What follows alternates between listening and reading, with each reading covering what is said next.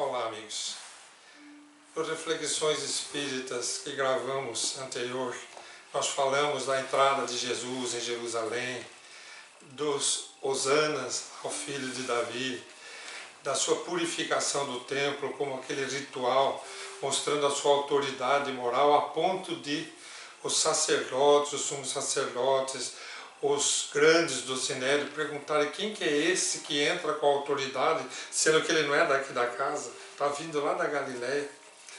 E hoje nós vamos dar essa sequência para mostrar que naquele momento, se Jesus dizia que a casa de Deus para o futuro teria que ser um lugar onde o Evangelho deveria estar sendo pregado e o amor praticado, a caridade, aqui ele vai deixar um ensinamento básico do encontro com duas personagens fortes, os fariseus e os saduceus, sobre a questão da imortalidade.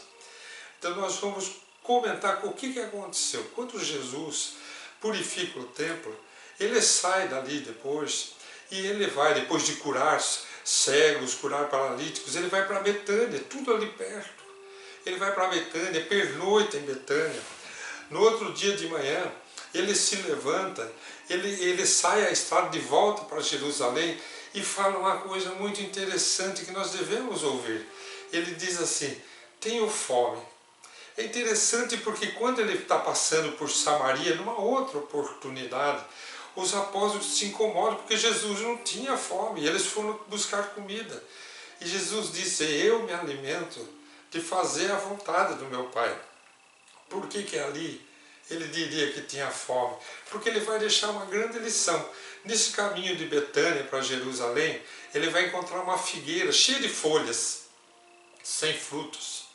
E ele olha para aquela figueira e diz assim: se você não dá fruto, então você não precisa mais dar frutos. E aquela figueira seca. As pessoas não entendem, mas Jesus estava se referindo àquelas pessoas que estavam ali representando os 1.200 anos de ensinamentos de Moisés, dos profetas, que eles deveriam ter a mensagem que ele enviou através desses mensageiros dentro dos seus corações, e não tinham, eram como figueiras secas. Mas ele aproveita e dá uma lição de fé para os apóstolos, dizendo que se eles tivessem a fé, no menor que fosse, eles diriam a essa montanha: passe daqui para lá, que elas passariam. E aí, ali nessas caminhadas, nessas idas ao templo, Jesus conta muitas parábolas para aqueles doutores da lei, para os representantes da terra, da religião do Deus único aqui na terra. Então ele conta a parábola dos dois filhos. Um pai tinha dois filhos e disse para um filho: filho, vai cuidar da vinha. Ele falou: não vou, mas foi. Aí falou para o outro: filho, seu irmão não quis ir cuidar da minha vinha, vá você. Ele falou: eu vou, pai, mas não foi. Jesus pergunta: qual deles fez a vontade do pai? O que disse que ia ou o que disse que não ia? O que disse que não ia, que foi. Então quem faz a vontade de Deus é que está junto com Deus, que está cumprindo os desígnios de Deus. Ele vai falar da parábola dos vinhateiros, dos profetas que foram perseguidos, dele que seria crucificado. Vai falar da parábola das núpcias, das bodas, tantas idas àquele templo, até que ele encontra com os fariseus. E os fariseus são perspicazes. Eles querem testar Jesus, confundir Jesus diante daquela multidão. Então eles fazem aquela célebre pergunta para Jesus. Senhor, primeiro eles dão aquele toque genial, né? Senhor, mestre, nós sabemos que és verdadeiro, que ensinas o caminho de Deus.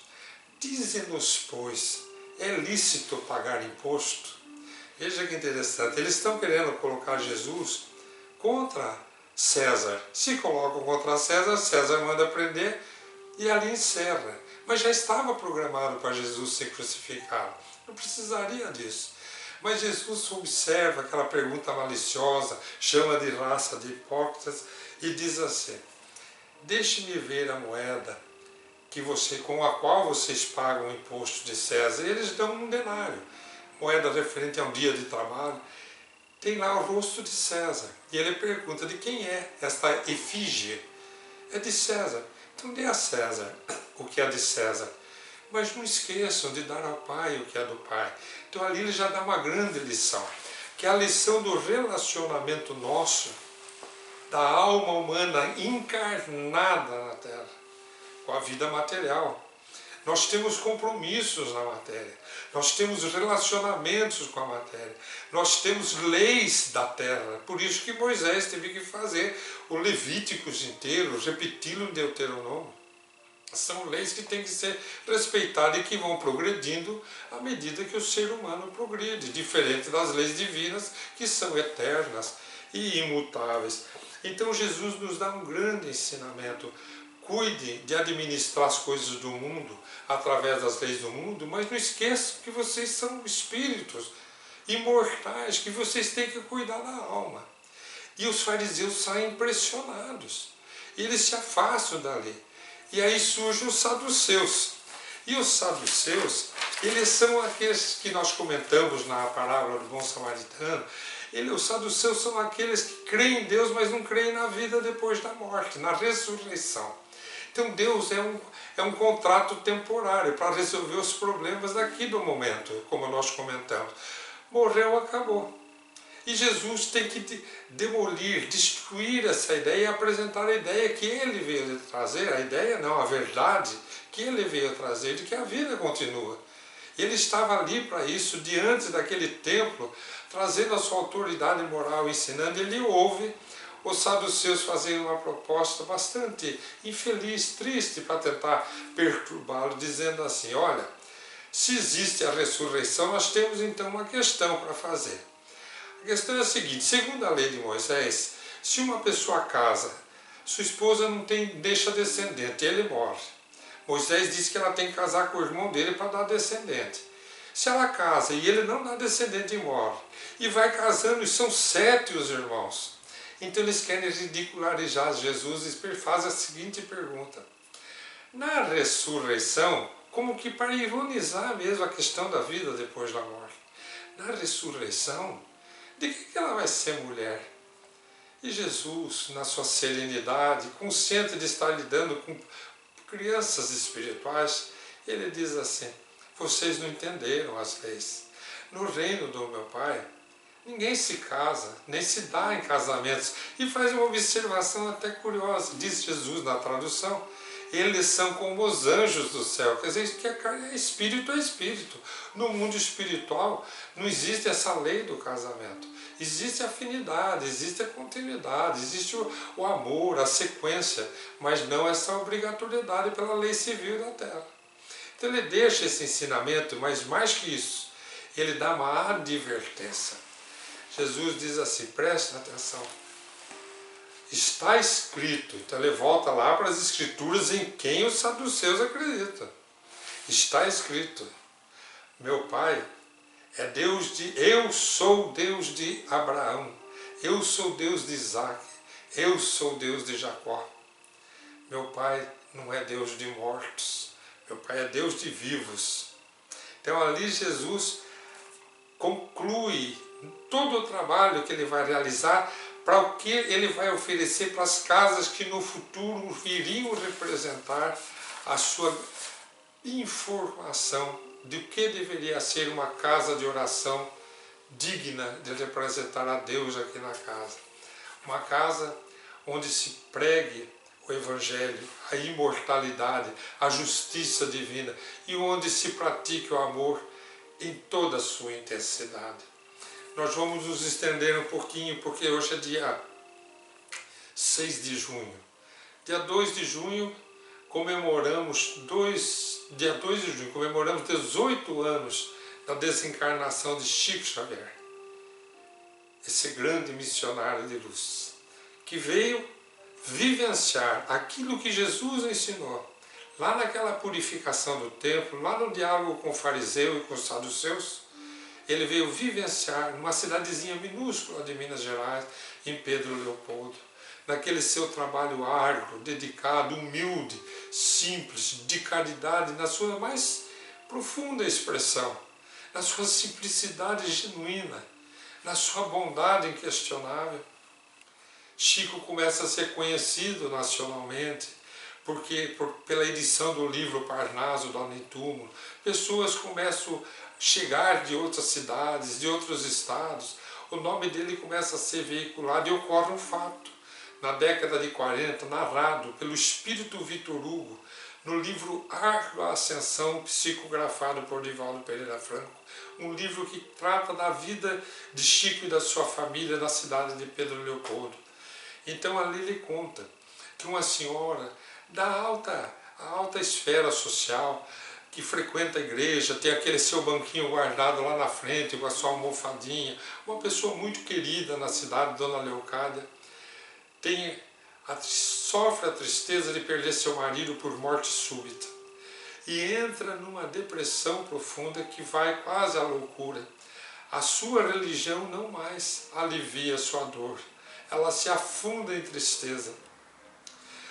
Amigos, companheiros, religiosos tentam demovê-la daquele inferno astral, daquele pré-estado de loucura, segundo diz Vitor Hugo, mas ela não consegue, cada vez vai se afundando mais. E ali do lado dela havia uma casinha simples, um templo de luz que já estava nacionalmente conhecido pelo trabalho do amor ao próximo, da caridade e das mensagens de luz falando da continuidade da vida. Então alguns amigos de Dona Leocádia começam a se aproximar e começam a dizer a ela: a senhora deveria ir à Casa Espírita, a São Luís Gonzaga, que era chamado. A senhora devia ir, o trabalho do Chico é muito respeitado em toda a região e no Brasil. Ele é muito perseguido pela inveja das pessoas, mas não pela sua dignidade. E ela sabia disso. Depois de alguns meses, no meio daquela dor atroz, e naturalmente influenciada pelos seus benfeitores, até pelo apelo do próprio espírito do marido, com certeza, que queria cantar o cântico da imortalidade, dizer a ela que estava vivo, ela acaba aceitando o convite e entra na casa de oração do Senhor, segundo a proposta que Jesus fez lá no Templo de Jerusalém, diante das maiores autoridades da época, antes de ser condenado e crucificado. Quando ela chega, ela se impressiona com a simplicidade, aqueles banquinhos rústicos de madeira, pessoas sentadas diferentemente do que acontecia naquela época nas igrejas, separadas por classe social, ali todos misturados, os pobres, os ricos, os simples, analfabetos, os letrados. Tinha juiz de direito, tinha delegado de polícia, tinha pessoas humildes, todas sentadas no mesmo ambiente, aquela mesinha singela, Chico de cabeça baixa, recebendo mensagens do mundo espiritual para confortar as pessoas que vinham ali em busca de alento para a dor pela perda de seus entes queridos.